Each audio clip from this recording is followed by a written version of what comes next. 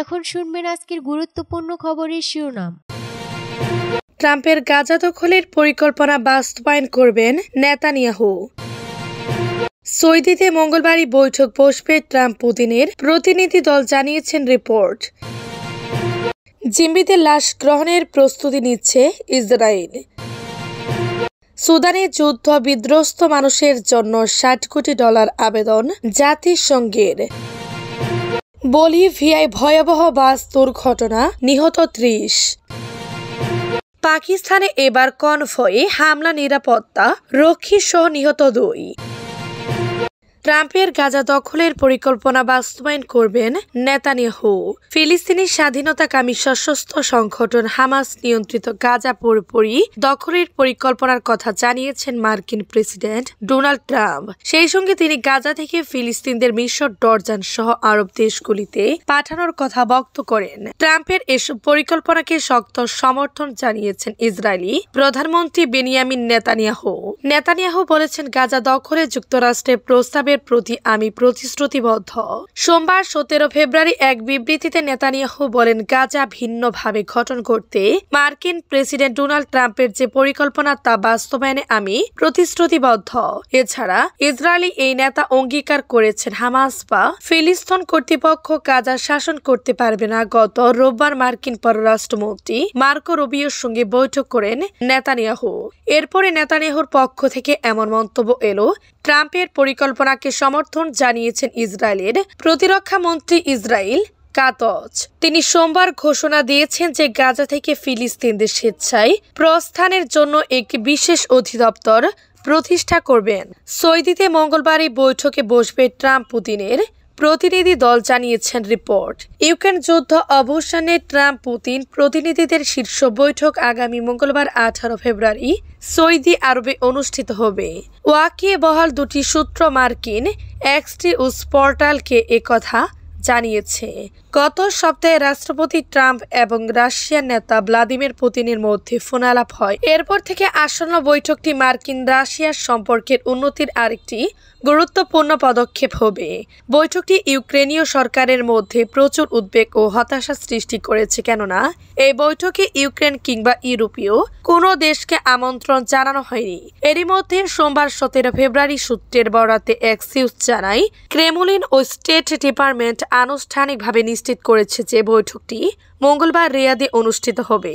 বৈঠক নিয়ে ক্রেমলিন জানিয়েছে, রুশ যুক্তরাষ্ট্র সম্পর্ক পুনরায় ফিরিয়ে আনায় এই বৈঠকের লক্ষ্য।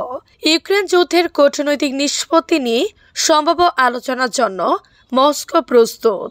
এক্সিউজ জানিয়েছে, রিয়াদ বৈঠকে মার্কিন প্রতিনিধি দলে পররাষ্ট্রমন্ত্রী মার্কো রুবিও, হোয়াইট হাউসের জাতীয় নিরাপত্তা উপদেষ্টা মাইক ওয়ালটস এবং মধ্যপ্রাচ্য বিষয়ের দূত স্টিভ উইটকফ রয়েছেন। জিম্বিতে লাশ গ্রহণের প্রস্তুতি নিচ্ছে ইসরায়েল। ফিলিস্তিনি স্বাধীনতাকামী সশস্ত্র সংগঠন হামাস নিয়ন্ত্রিত গাজা থেকে আগামী বৃহস্পতিবার 4 জন জিম্বির মরদেহ ফেরত নিচ্ছে ইসরায়েল। একই সঙ্গে শনিবার 6 জন জীবিত জিম্বিকে ফেরত আনতে প্রস্তুতি নিচ্ছে ইসরায়েল। সোমবার 17 ফেব্রুয়ারি ইসরায়েলি নিরাপত্তা বাহিনীর একজন কর্মকর্তা এ তথ্য নিশ্চিত করেছেন, খবর রয়টার্সের। ইসরায়েলি ওই কর্মকর্তা বলেছেন, যুদ্ধবিরতির চুক্তি হিসেবে 33 দিনে কয়েকজন জিম্বির মরদেহ ফেরত দেওয়া হবে এবং এই দিনটি বৃহস্পতিবার পড়েছে। ইসরায়েলের প্রতিরক্ষা বাহিনী IDF জিম্বিদের লাশ ফেরত নেওয়ার প্রক্রিয়া শুরু করেছে। টাইমস অফ ইসরায়েল প্রতিবেদনে বলা হয়েছে, বৃহস্পতিবার সকালে মৃত জিম্বিদের নাম ইসরায়েলকে দেবে হামাস। এরপর IDF এর অ্যাম্বুলেন্স করে লাশগুলো আবু বাকের ফরেনসিক ইনস্টিটিউটে পাঠানো হবে। সেখানে লাশগুলো পরীক্ষা করার পর পরিবারকে অবহিত করা হবে। তবে এসব নিয়ে ইসরায়েলি প্রধানমন্ত্রীর কার্যালয় থেকে কিছু বলা হয়নি। সুদানে যুদ্ধ বিধ্বস্ত মানুষদের জন্য $600 কোটি আবেদন জাতিসংঘের। যুদ্ধ বিধ্বস্ত সুদানের মানুষ এবং দেশের ভয়াবহ পরিস্থিতি থেকে পালিয়ে আসা লাখ লাখ শরণার্থীকে নিদারুণ প্রয়োজনীয় সহায়তা দিতে সোমবার $60 কোটি আবেদন জানিয়েছেন জাতিসংঘ। জাতিসংঘের মানবিক সহায়তা বিষয়ক সংস্থা OCHA ও শরণার্থী বিষয়ক সংস্থা UNHCR এক যৌথ আবেদনে জানিয়েছে এবছর প্রায় 200 কোটি 60 লাখ মানুষকে সহায়তা দিয়ে লক্ষ্য নির্ধারণ করা হয়েছে।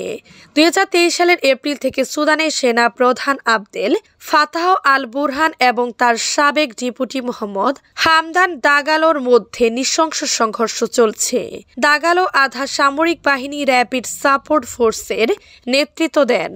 জাতিসংঘের সংস্থাগুলো বলেছে গৃহযুদ্ধে 1 কোটি 20 লাখ মানুষ বাস্তুচ্যুত হয়েছে, যাদের মধ্যে প্রায় 35 লাখ দেশ ছেড়ে পালিয়েছে। সংস্থাগুলো জোর দিয়ে বলে একই সময় সুদানের প্রায় 2/3 মানুষের জরুরি সহায়তা প্রয়োজন, কারণ দেশের বিস্তীর্ণ এলাকা দুর্ভিক্ষের মুখোমুখি হয়েছে। জাতিসংঘের মানবাধিকার বিষয়ক প্রধান টম ফ্লেচার এক বিবৃতিতে বলেছেন, সুদান একটি মানবিক জরুরি অবস্থা দুর্ভিক্ষ গ্রাস করছে। যৌথ সহিংসতার মারামারি আকার ধারণ করেছে, শিশুরা নিহত ও আহত হচ্ছে, দুর্ভোগ ভয়াবহ। বলিভিয়ায় ভয়াবহ বাস দুর্ঘটনা, নিহত 30। দক্ষিণ আমেরিকার দেশ বলিভিয়ার দক্ষিণ অঞ্চলে একটি যাত্রীবাহী বাস 800 মিটার গভীর খাদে পড়েছে। এতে অন্তত 30 জন নিহত হয়েছেন, আহত হয়েছেন আরও 14 জন। খবর বিবিসির। সোমবার 17 ফেব্রুয়ারি দেশটির পোটোসি ও উরস্য বিভাগের মধ্যে সংযোগ স্থাপনকারী মহাসড়কে দুর্ঘটনাটি ঘটে বলে জানিয়েছেন স্থানীয় পুলিশ ও গণমাধ্যম। পোটোসির বিভাগীয় পুলিশ কমান্ডের মুখপাত্র কর্নেল লিম্বার্টচক স্থানীয় গণমাধ্যমকে বলেছেন, এ ঘটনায় অন্তত 30 জন মারা গেছেন। আমরা এখনও মরদেহগুলো উদ্ধারের জন্য কাজ করছি। বেনাবাইসের বার্তা সংস্থা AFP-কে জানিয়েছেন ইয়োকাল্লা শহরের কাছে দুর্ঘটনায় নিহতদের মরদেহ উদ্ধার করে মর্গে পাঠানো হয়েছে। পোটোসি এবং উরুরো শহরের মধ্যে দ্বিমুখী একটি সংকীর্ণ সড়কে এ দুর্ঘটনা ঘটে। দুর্ঘটনায় বাসটি গভীর খাদে পড়ে যায়। স্থানীয় নিউজ আউটলেট ইউনিটেল জানিয়েছেন, দুর্ঘটনায় 4 শিশুসহ 14 জন আহত হয়েছেন। আহতদের নিকটস্থ হাসপাতালে ভর্তি করা হয়েছে। তাদের মধ্যে কয়েকজনের অবস্থা বেশ আশঙ্কাজনক। তবে বাসে কতজন যাত্রী ছিলেন তা তাৎক্ষণিকভাবে নিশ্চিত হওয়া যায়নি। পুলিশ কর্মকর্তা বেনাবাইসেস বলেছেন, সংকীর্ণ সড়কে দ্রুত গতিতে গাড়ি চালানোর সময় চালক নিয়ন্ত্রিত হারিয়ে ফেলায় এ দুর্ঘটনা ঘটে। দেশটির চলতি বছর এটাই সবচেয়ে মারাত্মক সড়ক দুর্ঘটনা। পাকিস্তানে এবার কনভয়ে হামলা, নিরাপত্তা রক্ষী সহ নিহত 2।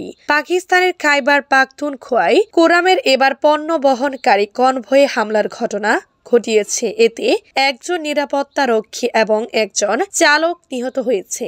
আহত হয়েছেন আরো 15 জন। আহতদের মধ্যে 4 জন চালক এবং একজন পুলিশ আছে। কর্মকর্তাদের বরাত দিয়ে এই তথ্য জানিয়েছে দি নিউজ ইন্টারন্যাশনাল। পুলিশ জানিয়েছে, সশস্ত্র ব্যক্তিরা বাগান, চারখালি, মান্দরি, দাঁতকুমার এবং